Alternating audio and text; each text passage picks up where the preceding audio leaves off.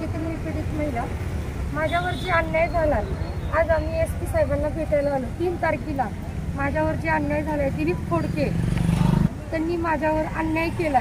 जे रमाई घरकुलची फाईल वगैरे करून देतो, आज नगरपालिकेचे ते एक साहेब होते आणि साहेब असताना त्यांनी माझ्यावर आज जे अत्याचार केलाय त्याच्यावर माझ्या डिपार्टमेंटनी काही सुद्धा लक्ष दिलं नाही. बार्शी शहर पोलीस स्टेशन.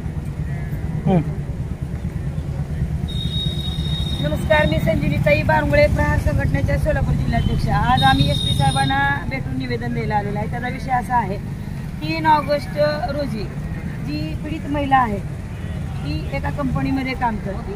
तिचा जो सासरा आहे तो मयत झाला असताना, मयत सासरा जी जागा आहे ती त्याच्या नावावर होती.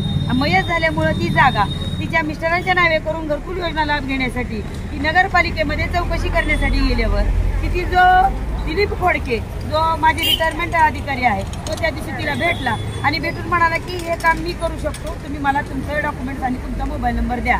त्यावेळी मोबाईल नंबर घेऊन एकमेकाशी त्यांचा कॉन्टॅक्ट झाला आणि त्यानंतर ही तिच्या जॉबच्या राड्यामध्ये होती आणि ज्यावेळी हिला फोन यायचा त्यावेळी हिकडे आहे ते एकमेकाची काही भेट झाली नाही. 3 तारखेला त्यांनी फोन करून म्हणजे नरके हॉटेल याच्या समोर बोलवलं आणि ही पीडित महिला तिथे गेली.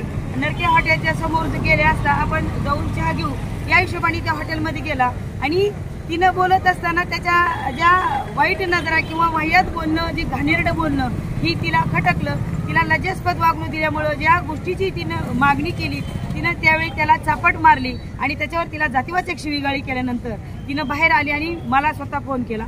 फोन केल्यानंतर मी त्याला विचारणा केली. तिला तिथं स्वतः आम्ही त्याला बायहँड पकडून डिपार्टमेंट शहर पोलीस स्टेशनच्या ताब्यात दिलं. ताब्यात दिल्यानंतर शहर पोलीस स्टेशनला आम्ही गुन्हा दाखल करायला गेलो. तिच्याबरोबर मी होते, मी स्वतः त्या गुन्ह्याची साक्षीदार आहे आणि गुन्हा दाखल करायला गेले असता 1 वाजल्यापासून 7 वाजेपर्यंत चक्क गुन्हा दाखल करून घेतला गेला. म्हणजे थोड्या वेळानं करू मग करू ह्या चालढकल होत गेली. दुसरी गोष्ट, म्हणल्याप्रमाणे मीही तिथं साक्षी आहे, म्हणल्याप्रमाणे तिचा गुन्हा दाखल केला नाही.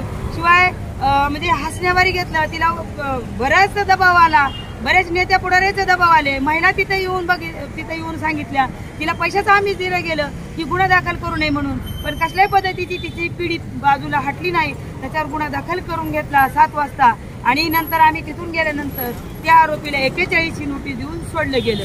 हे ज्यावेळी आम्ही दुसऱ्या दिवशी आम्हाला 1-2 सांगितलं की तो आरोपी अटक केलाय का, तर हो म्हटल्यानंतर पत्रकारांनी एका XYZ पत्रकार असतील त्यांनी सांगितलं त्याला नोटीसवर सोडलं. मग आम्ही वकील आणि DYSP साहेबांना मी स्वतः बोलले, साहेब महिलाचा प्रकार आहे आणि महिलेचा विनयभंग झालाय, शिवाय तिला जातीवाचक लज्जास्पद वागणूक दिलेला आरोपी तुम्ही सोडला कसा, तर 7 वर्षाची अतिशिक्षा असणारा आरोपी सोडावा लागतो, नाहीतर आम्हाला नोकरी गमावी लागेल असं वाक्य DYSP साहेबांनी केलं आणि त्याला सोडून दिलं. म्हणून कळाल्यानंतर आम्ही 5 तारखेला SP साहेबांना निवेदन दिलं आणि तेव्हापासून काही म्हणजे त्याचं काय प्रत्युत्तर आलं नाही. आम्ही बच्चू कडू साहेबांना निवेदन दिलं, उपमुख्यमंत्री महोदयांना निवेदन दिलं, SP साहेबांना 15 ऑगस्ट इशारा केला.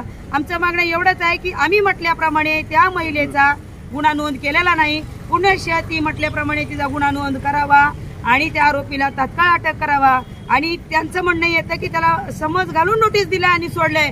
अहो, असं जर होत असेल तर पहिल्या गुन्ह्याला तुम्ही नोटीस देऊन सोडत असाल आणि त्याला म्हणता की माफी मागितलंय, माफी मागितल्यावर आणि पुन्हा असं करणार नाही असं म्हणून जर नोटीसवर तुम्ही आरोपी सोडून देत असाल तर पहिल्या गुन्ह्याचं काय? असं जर करून तुम्ही महिलावर असं गलिच्छ बोलणाऱ्या अधिकाऱ्याला तुम्ही माफ करून सोडून देताय. तिथं जर सर्वसामान्यातला एखादा नागरिक असता तर मला वाटत नाही की तुम्ही त्याला सोडून दिलं असतं, पण एक अधिकारी म्हणून त्याला वाचवलं गेलेलं आहे हे आमच्या सुद्धा निदर्शनात आलेलं आहे. आणि अधिकारी जर असं वाह्यात वागत असेल, एखादी महिलेच्या कामाचा गैरफायदा घेऊन एखादी महिला ती अधिकाऱ्याकडे एखादं काम घेऊन जाऊन जर ती काम घेत असेल तर तिच्या गरिबीचा तिच्या कामाचा मोबदला म्हणून जर एखादा अधिकारी गलिच्छ वागणूक देत असेल, तिच्या शरीर सुखाची मागणी करत असेल तर त्याचा जाहीर निषेध करते, पण तात्काळ त्याच्यावर कडक कारवाई केली पाहिजे. अन्यथा प्रहार स्टाईलने मोठं आंदोलन SP ऑफिस समोर केलं जाईल.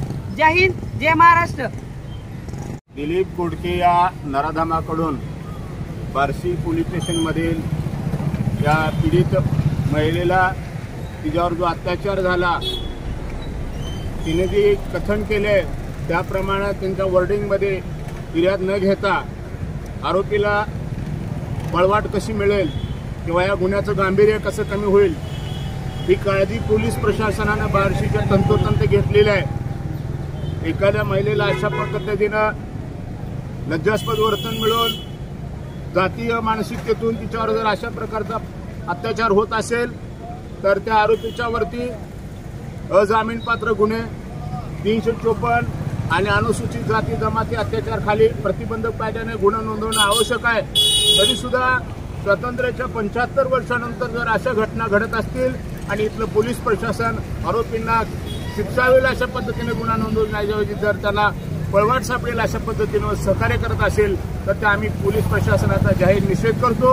आणि आज इथं प्रहार संघटनेच्या महिला आघाडीच्या जिल्हाध्यक्ष माननीय संजीवनीताई बारगोळे यांनी जो आंदोलनाचा इशारा दिलेला आहे त्यांच्यासोबत आणि त्या पीडितेला न्याय मिळेपर्यंत आम्ही आमचा सपोर्ट राहील असा शब्द देतो. मी DK साखरे, दलित अत्याचार विरोधी कृती समितीचा संस्थापक अध्यक्ष.